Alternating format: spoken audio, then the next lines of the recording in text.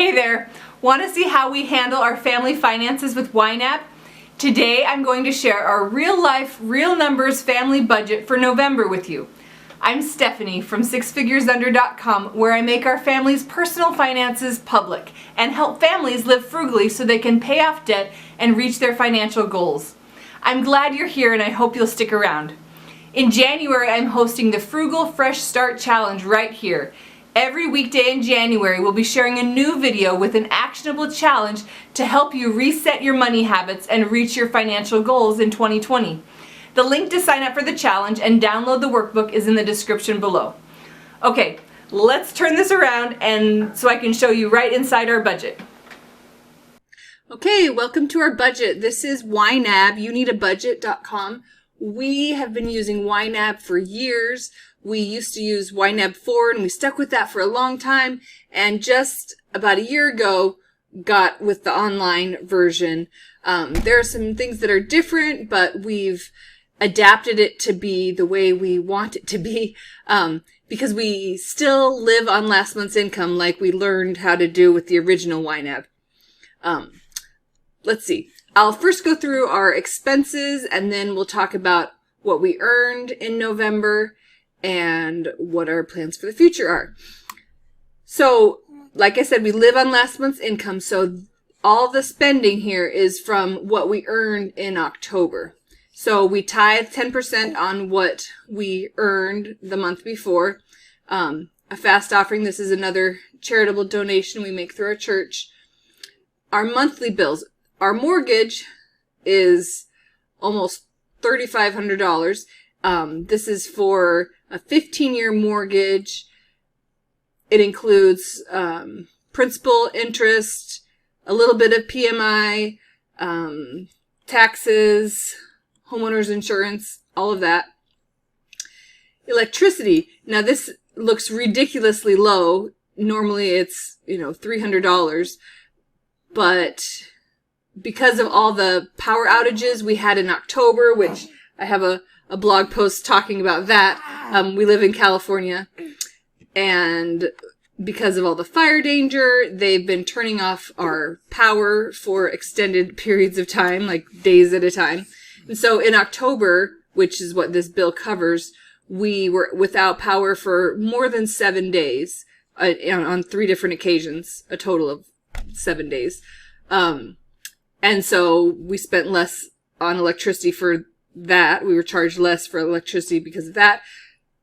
And then also PG&E gave us $100 customer satisfaction bonus or something like that, so that people wouldn't be so angry that they lost all the food in their freezer and other things that went wrong. So that's why this is so low, because we didn't use as much power and because they gave us the $100 bonus. Car insurance, this is still for 3 cars. We have since lost the 3rd car, as my husband totaled our car when a 7-point buck, jumped off the side of the road and into his windshield. So we're just thankful that he's okay, because it could have been bad. Internet, $65 a month. Water, we get the bill every other month. So the bill came this month and was $127. So I think we'd set aside $60 last month, and so we needed $67.22 to cover the rest. Trash, that bill comes every other month on the opposite months that the water bill comes. That is $37 a month. This is my cell phone. My husband charges his through his business. So he charges it to his business account. So mine is $22.50, and that is with Republic Wireless. I love it. It's so affordable. It comes with a gig of data for that price, and it's been great. We've had them for years. I'll put a link in the description below to all the different things that I mentioned. So if you're interested in checking any of them out, you can do that. Our home phone is actually a VoIP phone. It's through UMA, and that's just, less than $5 a month. So that doesn't do us any good when the power's out or we don't have internet, but for most times, it's nice to have when my husband's working at home. The orthodontist, my oldest just got braces a month ago, and so we will be paying $61 a month for the next 2 years. We also, we put $500 down last month. So that will cover all of her orthodontic work. For everyday expenses, our food budget was higher than normal. Normally we aim for $400 or $450. This month, or in November, we were just under $500, which actually is pretty good considering we were in survival mode. We had a new baby in the middle of November, and then the first 3 weeks or so with him were pretty rough. So I'm happy with this. Our fuel spending was $417. That's actually pretty decent for us. It's more than $100 less than we spent in October. Household miscellaneous. Of course, this has toiletries and normal household things. I also found a great Black Friday sale on my favorite food containers, the Rubbermaid Easy Find Lid containers. I got some quilt backing and batting for a giant California King quilt that I'm making. We got a nice air pump for bikes and balls. Clothing, we spent just over $100. I bought 3 pair of Adidas shoes for the kids. 2 pair were for Christmas, so I could have used the Christmas sinking fund, but since they were also a necessity, I chose to categorize them as clothing, though a lot of the clothes I got for Christmas, I used the Christmas sinking fund, so I'm flexible about that. For animals, we bought 4 bags of chicken feed and 2 bags of cat food and got a cat spade. Kids activities, just $10. I think that was for a band shirt for my daughter. Allowances, $60. Okay, sinking funds. This is money that we set aside each month that just collects here until we need it. Because when we need money for a medical thing or a car repair thing, it's usually a big amount. So it's really nice to have this money collected and saved here for when we need it. So for the medical and dental fund, we put $400 a month. This month, we used $25 of that. 2 $10 copays and a $5 prescription. And right now we have $3,552 just sitting there waiting to be spent when necessary. For a car repair, we put $300 a month. This month we used about $14 for some oil.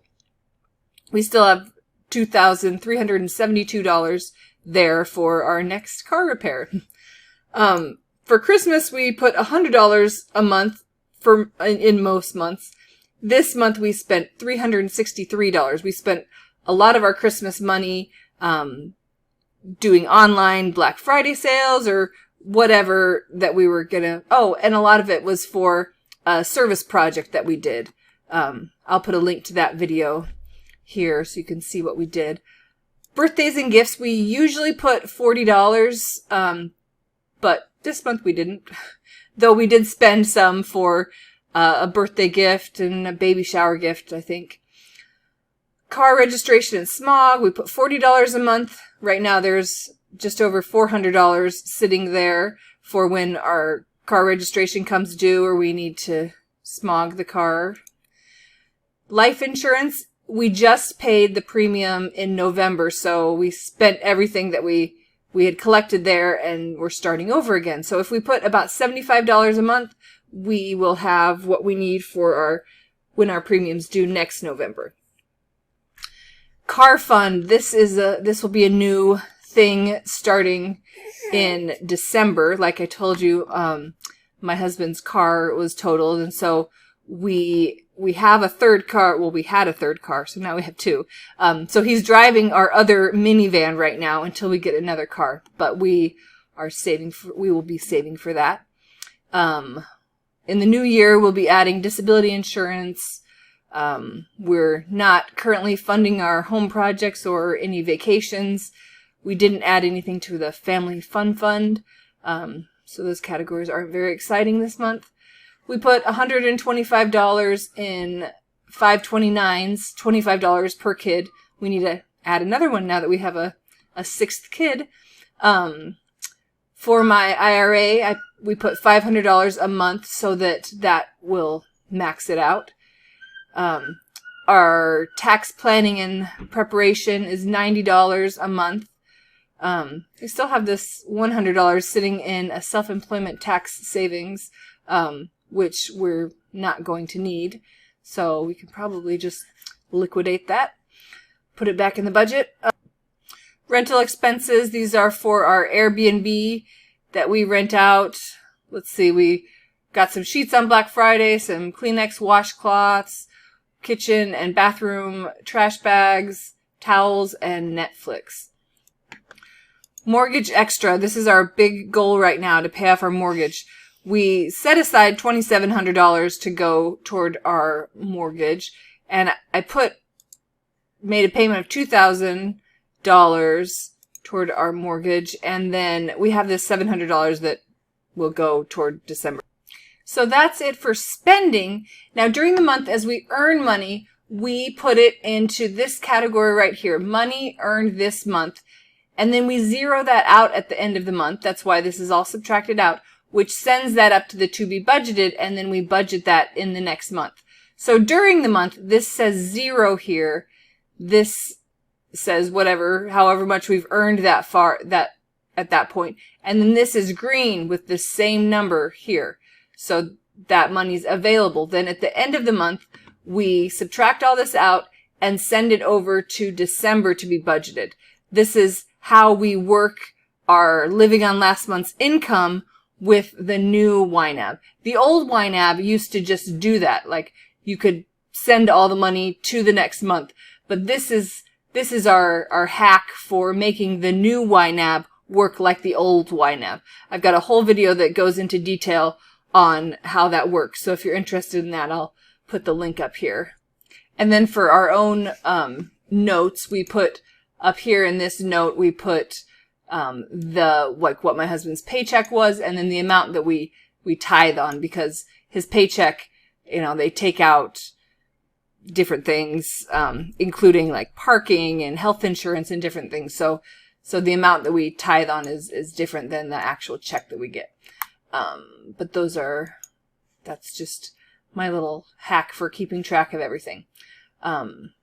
So yeah, if you have any questions about what we spend, what we don't spend, I'm happy to answer them. As you can see, we're an open book. I think that talking about budgets, talking about money helps everyone. Don't hesitate to ask. If you enjoyed this personal finance made public and you could use some frugal inspiration and financial motivation, I hope you'll subscribe. See you in the next video.